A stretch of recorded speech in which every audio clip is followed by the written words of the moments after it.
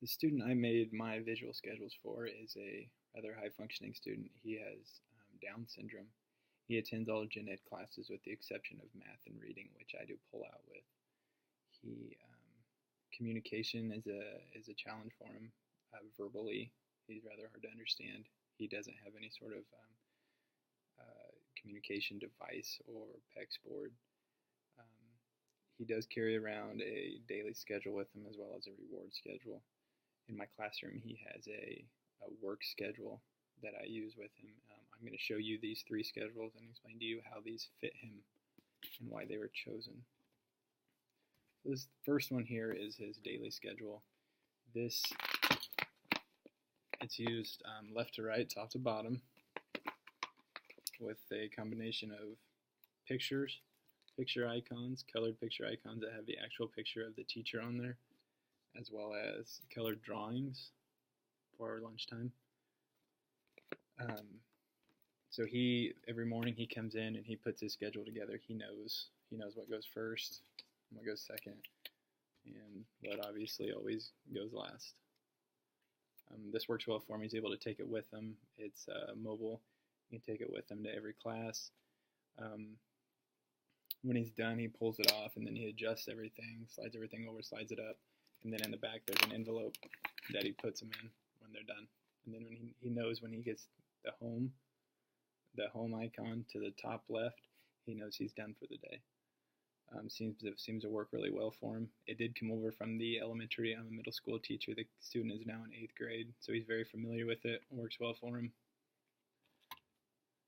The next one I'm going to show you is his reward schedule.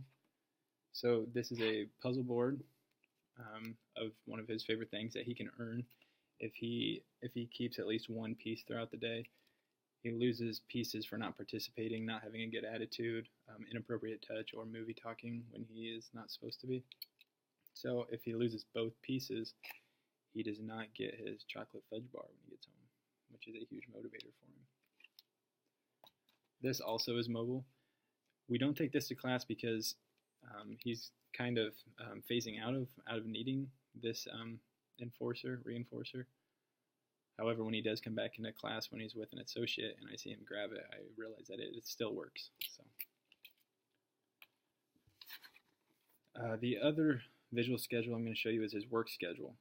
So it's from left to right, and it's all colored drawings. There's no real pictures involved in this, and they're rather generic. So on the back, I'll show you he's got all of his different work tasks that he could possibly have. Spelling,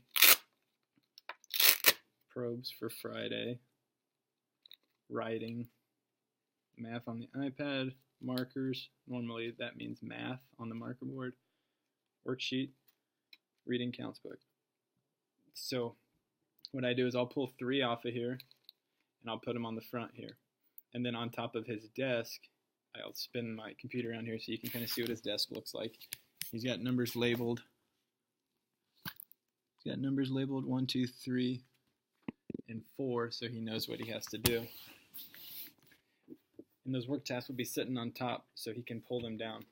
So he can reference his visual schedule here with his work tasks that are on top of his desk. And this helps really promote independence and increases independence as well when he's working on his own. I'd say the biggest thing with the visual schedule, I have an autistic student too that's on virtually the same schedules as this student. They're in the same grade. They've kind of came through the school system together, so a lot of the things that they've came up with we keep using.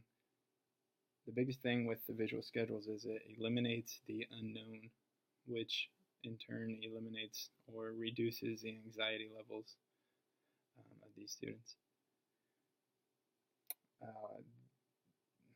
All these visual schedules have been really successful for them. I foresee them taking them with them when they go up into the high school. Thank you.